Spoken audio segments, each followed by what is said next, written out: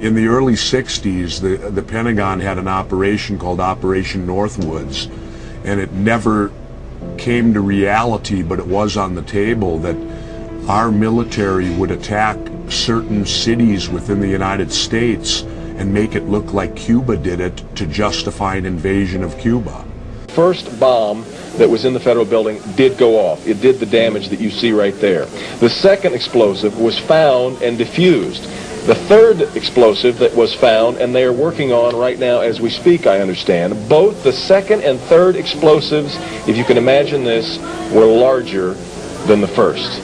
So try to imagine two or threefold happening what we've already seen there. It is just incredible to think that there was that much heavy artillery that was somehow moved into the downtown Oklahoma City Federal Building. But it was a great stroke of luck that we actually have got diffused bombs. It's through the bomb material that we will be able to track down who committed this atrocity. FBI agents might have been able to prevent last February's deadly explosion at New York's World Trade Center. They discussed secretly substituting harmless powder for the explosives, but they didn't. The day before 9/11, Secretary of Defense Donald Rumsfeld declared war, not on foreign terrorists. The adversary is closer to home. It's the Pentagon bureaucracy. In fact, it could be said that it's a matter of life and death.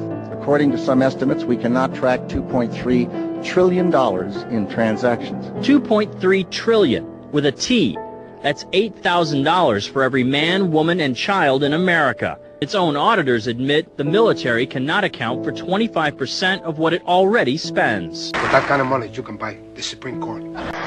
As an undercover operative for the FBI, he was known as Mohammed, and he posed as the personal representative of Osama bin Laden. His real name is Eli Assad, a 36-year-old native of Lebanon, a Catholic who pretended to be an Islamic extremist. And according to Assad, the focus on the undercover stings led the FBI to miss a chance to stop the 9/11 attacks. But you think you could have stopped it? Yes. No doubt about it in your mind.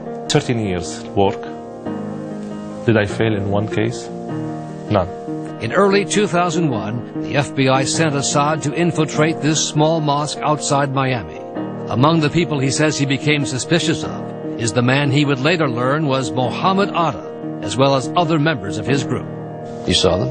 Yes, and even I prayed in the mosque, the private mosque, and I went to certain private meetings. Along with Atta at the mosque was another Al-Qaeda figure, Adnan Shukri-Juma, now a fugitive with a $5 million U.S. reward on his head. Shukri-Juma, Adnan was trying to invite me to his house, to have coffee, to have tea.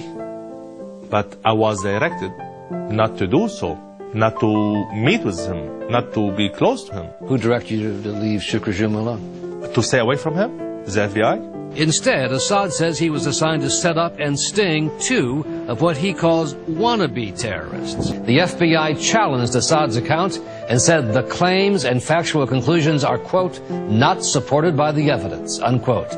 The FBI did not specify which claims, but we checked with Assad tonight, and he says he told us the truth and stands by his story. Well, it was very disappointing to believe in your country that they would lie to you to get into a war, that they would perpetrate a lie and that the media would go along with it. It's a real eye-opener, and you realize that if they would do it in the 60s, they'll do it again. If it works once, it'll work again. Government very much operates that way, and anytime the government tells you they're going to protect you, be prepared because you're going to lose your freedom and your rights. And I personally, my personal viewpoint is I'd rather deal with the terrorists than I would the loss of my freedom. These were also the same people that told us there were weapons of mass destruction in Iraq. Saddam Hussein must not be allowed to threaten his neighbors or the world with nuclear arms, poison gas, or biological weapons. Saddam Hussein certainly has chemical and biological weapons. There's no question about that. Saddam Hussein aids and protects terrorists, including members of Al-Qaeda. Today, Mr. President, we are asked whether to give the President of the United States authority to use force in Iraq should diplomatic efforts fail to dismantle Saddam Hussein's chemical and biological weapons and his nuclear program. Saddam Hussein has worked to rebuild his chemical and biological weapons stock, his missile delivery capability, and his nuclear program.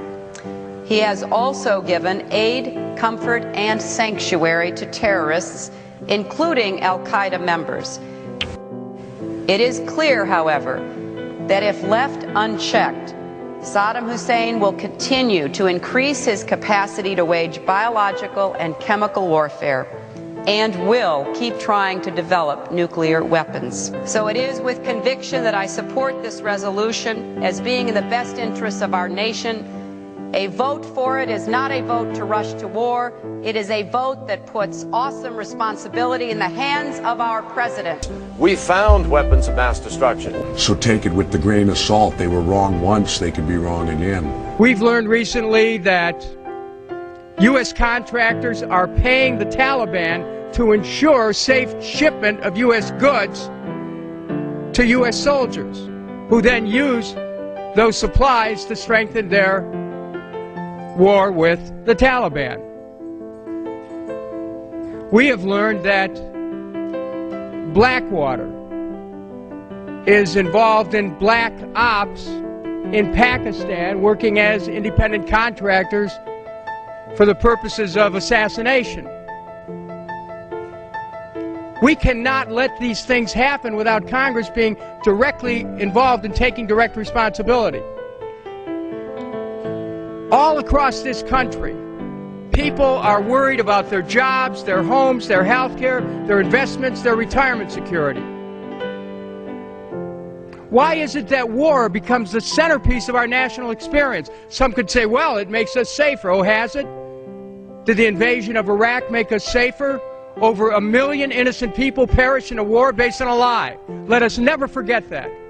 The military today acknowledged that a record number of soldiers have taken their own lives. 211 troops have died by suicide so far this year, compared to 197 for all of 2008.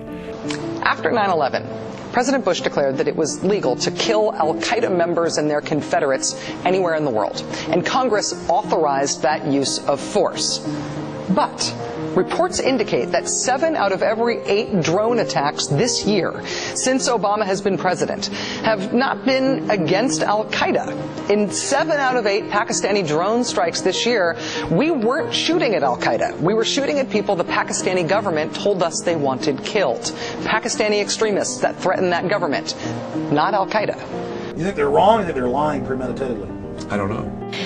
The CIA was willing to divulge, as you were talking about, assassination plots, but it wouldn't give up one of its most productive, valued secret operations, their use of journalists. What did you learn about journalists, about their news organizations and the CIA? And what I found over the years is an awful lot of what the CIA does is ordered by the White House in terms of covert operations and the rest. And, of course, it's not just the CIA can't do it unless they have willing accomplices. Right. And so you had the New York Times, you had the Louisville Courier-Journal, you had Time Magazine, you had CBS, you had Newsweek, you had the Miami Herald, the Saturday Evening Post. You had a lot of publications and news outlets that were willing to work with the CIA. Yes. In earlier times, it was easier to control 1 million people, literally, than physically to kill 1 million people.